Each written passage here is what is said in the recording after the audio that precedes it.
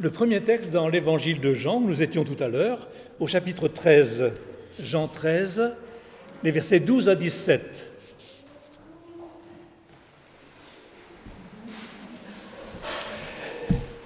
Jean 13, 12. Après leur avoir lavé les pieds et avoir repris ses vêtements, Jésus se remit à table et dit à ses disciples : « Comprenez-vous ce que je vous ai fait ? Vous m'appelez le Maître et le Seigneur, et vous dites bien, car je le suis. Si donc je vous ai lavé les pieds, moi le Seigneur et le Maître, vous aussi, vous devez vous laver les pieds les uns aux autres. Car je vous ai donné un exemple, afin que vous aussi vous fassiez comme moi, je vous ai fait. En vérité, je vous le dis, le serviteur n'est pas plus grand que son Seigneur, ni l'apôtre plus grand que celui qui l'a envoyé.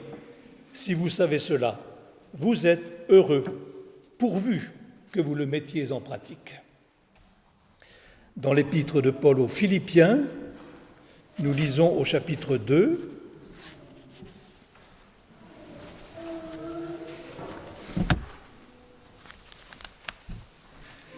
à partir du verset 4 jusqu'au verset 11, « Que chacun de vous, au lieu de considérer ses propres intérêts, considère aussi ceux des autres.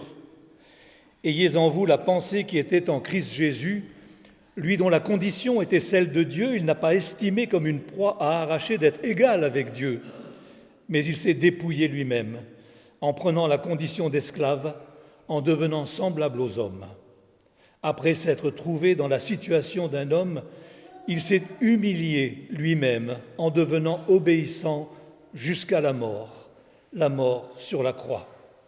C'est pourquoi aussi Dieu l'a souverainement élevé et lui a donné le nom qui est au-dessus de tout nom, afin qu'au nom de Jésus, tout genou fléchisse dans les cieux, sur la terre et sous la terre, et que toute langue confesse que Jésus-Christ est Seigneur, à la gloire de Dieu le Père. »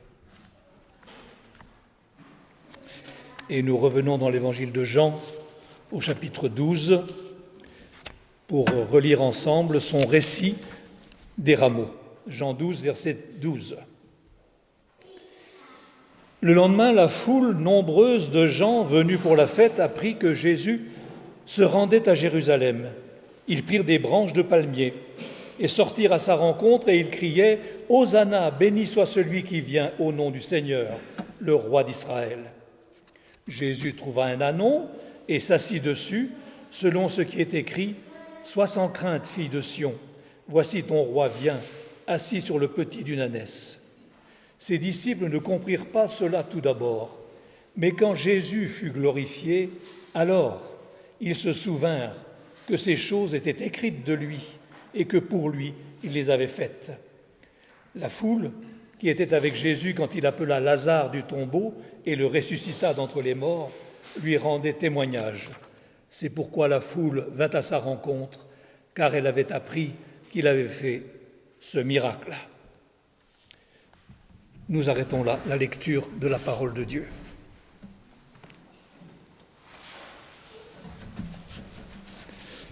Que l'Esprit nous assiste au moment de partager la parole de l'Évangile, pour la prononcer et pour la recevoir. Alors je voudrais commencer cette prédication du dimanche des Rameaux par la citation d'un extrait d'un poème célèbre, je pense, un poème de Kipling, Rudyard Kipling, l'auteur du célébrissime Livre de la jungle, rendu culte par le dessin animé de Walt Disney. Moi, c'est mon dessin de Disney préféré. Il est vieux, mais comme moi. Poème intitulé « Tu seras un homme, mon fils ». Mais derrière le mot « homme », ne voyez pas de sexisme. Tu seras un être humain, mon fils, ma fille.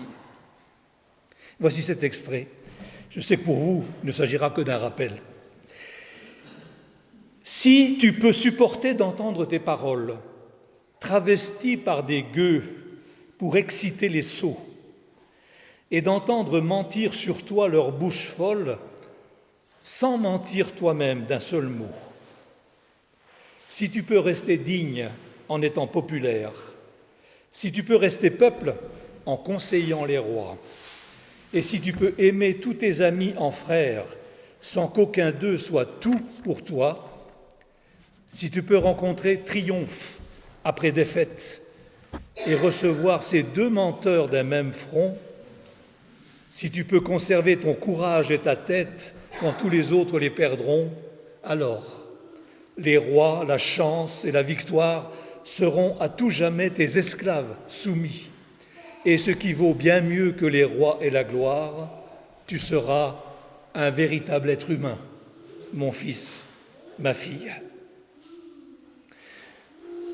À l'aune des critères énumérés par Kipling dans ce célèbre poème, avec tous ces « si », nul doute que le Seigneur Jésus a été un homme véritable, authentique, un homme selon la volonté et le cœur de Dieu.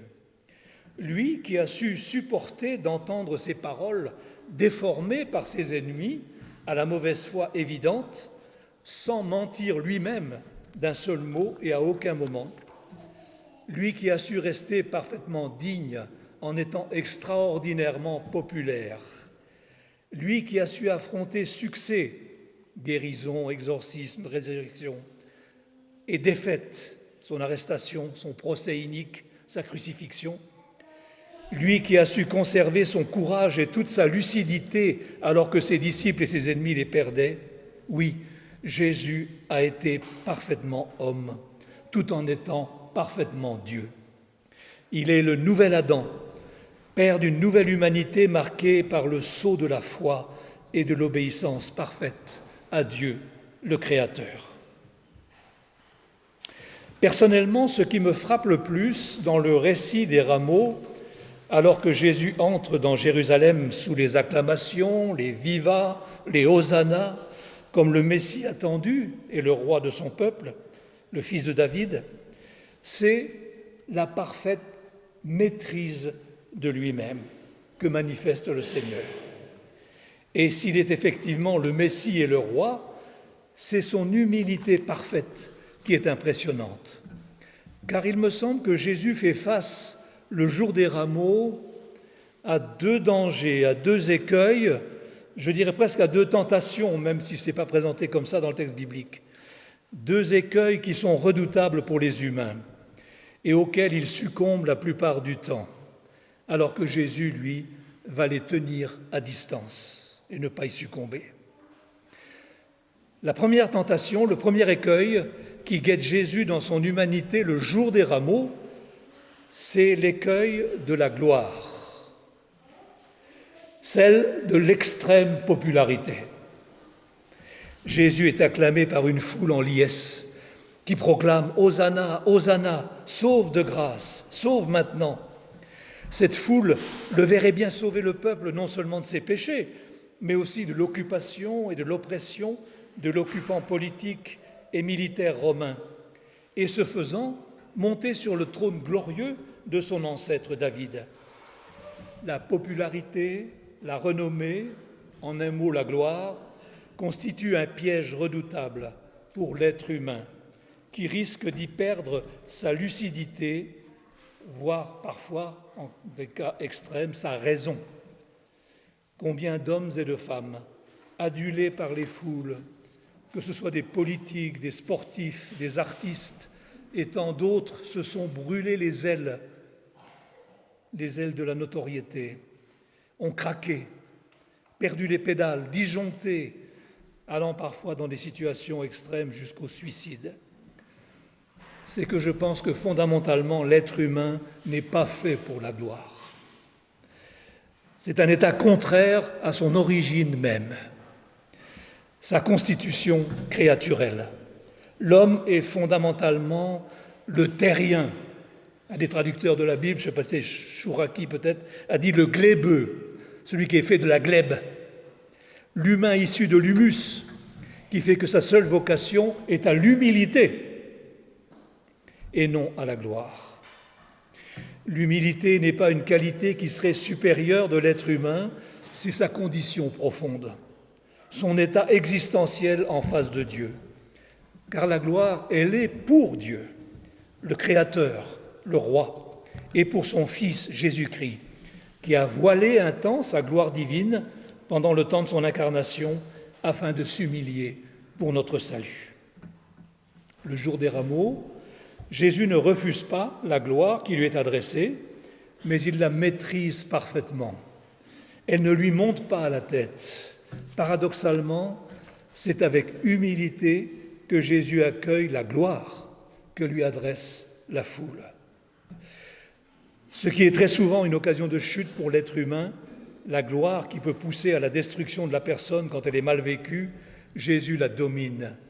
Elle ne trouve pas de prise en lui pour le pousser à usurper une place qui ne serait pas celle que son Père céleste a prévue pour lui et que lui a choisie volontairement, délibérément.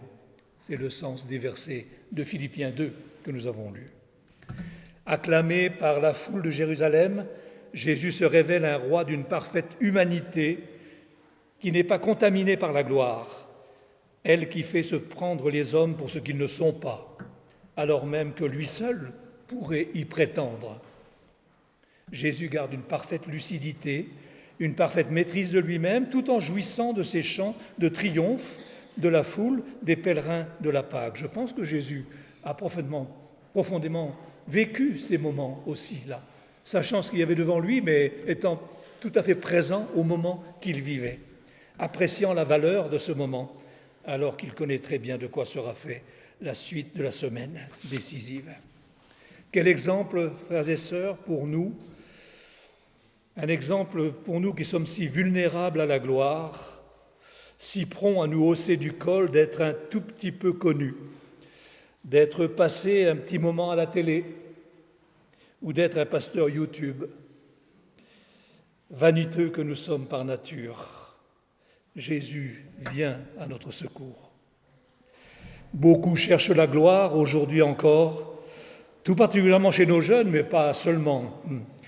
Les jeunes qui cherchent à être connus ou par le sport, spécialement le foot, où beaucoup de tout-petits se prennent pour Messi, ou par la musique. Combien de jeunes et de moins jeunes enregistrent un morceau filmé chez eux, dans leur chambre, pour le mettre sur YouTube, en espérant être détectés, être vus et entendus par des milliers, voire des millions de personnes dans le monde entier. Merveille, magie, mirage, miroir aux alouettes de l'Internet, même si une infime minorité parvient effectivement à se faire connaître. Combien de jeunes filles jouent les mannequins pour être repérées et connues. Tentation permanente de rechercher la gloire, favorisée par les formidables moyens techniques dont nous disposons aujourd'hui, notamment la toile de l'Internet qui se dévoile parfois toile d'araignée en dévorant ses proies. Merveille de la technique qui a fait dire à l'artiste Andy Warhol en 1968, et sa parole était prophétique et restée célèbre, à l'avenir, chacun aura droit à son quart d'heure de célébrité mondiale. Cet avenir, frères et sœurs, c'est notre présent. Car il ne faut jamais oublier qu'il existe deux sortes de gloire, complètement opposées l'une à l'autre, parfaitement antinomiques. Il y a la gloire au sens où nous l'entendons le plus souvent, c'est-à-dire être connu des autres, être connu des hommes. C'est ce que recherche naturellement l'être humain. Cette gloire est superficielle, factice, trompeuse et éphémère, et elle ne comble pas le cœur. Et puis il y a une autre forme de gloire que peu recherchent et qui consiste à être connu de Dieu. C'est cela, la véritable gloire, celle qui est profonde, véritable, authentique et durable. Elle ne passe pas car elle est éternelle. C'est la gloire qui rend heureux, c'est la gloire qui comble le cœur. Jésus n'avait pas besoin de la gloire des hommes, même s'il ne l'a pas refusée, parce qu'il connaissait la véritable gloire. Il était connu de Dieu, il était dans le sein du Père. Donc, une seule question pour clore ce moment de notre réflexion. À quelle gloire aspirons-nous ? À quelle gloire aspirons-nous ? Le deuxième écueil, la seconde tentation que Jésus affronte et évite le jour des rameaux, c'est celle, non plus de la gloire, mais du pouvoir, de la puissance. quel homme aurait pu résister à la tentation d'exploiter à son avantage le triomphe de l'entrée à Jérusalem? Jésus aurait pu utiliser sa puissance divine pour exaucer le souhait de nombreux Juifs qui voyaient dans le Messie un libérateur politique, triomphant de ses ennemis pour s'installer sur le trône d'Israël. Pour l'être humain, le pouvoir et la tentation du pouvoir est une drogue, et je préciserai même une drogue dure. La recherche du pouvoir et le pouvoir lui-même, comme la gloire, font perdre à l'humain sa sagesse, sa lucidité. Ce n'est pas par hasard que l'on parle souvent de l'ivresse du pouvoir. L'humain parvenu au sommet ne possède pas tant le pouvoir qu'il est possédé par lui. Et le pouvoir est comme l'argent. Quand on l'aime, on n'en a jamais assez et on cherche toujours à en avoir plus et à étendre ce pouvoir. Rien de cela chez Jésus. Pas de tentation du pouvoir, alors qu'il avait tout à la fois la puissance et la légitimité pour le revendiquer. Jésus n'est pas hypnotisé par le pouvoir. Mon royaume n'est pas de ce monde. Mon royaume n'est pas de ce monde, affirmera-t-il. Ce qui obsède Jésus, ce n'est pas le pouvoir, mais c'est le service. Et le véritable pouvoir, c'est le service de l'autre. Sur ce plan aussi, comme pour la gloire, Jésus prend l'humain à contre-pied.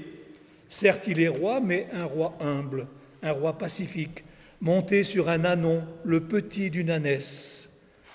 La violence du pouvoir dans sa conquête et son exercice ne le touche pas.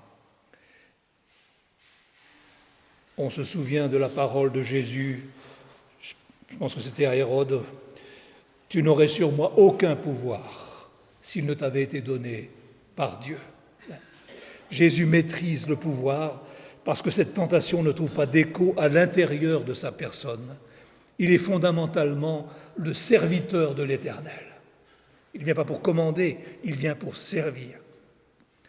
Là encore, quel contraste avec la tendance naturelle de l'humanité, toujours en recherche de domination sur l'autre. Combien de petits chefs dans les hiérarchies de nos structures de toutes sortes, travail, société, famille, que ce soit au bureau, à l'atelier, à l'école, collège, lycée, à la clinique, à l'hôpital.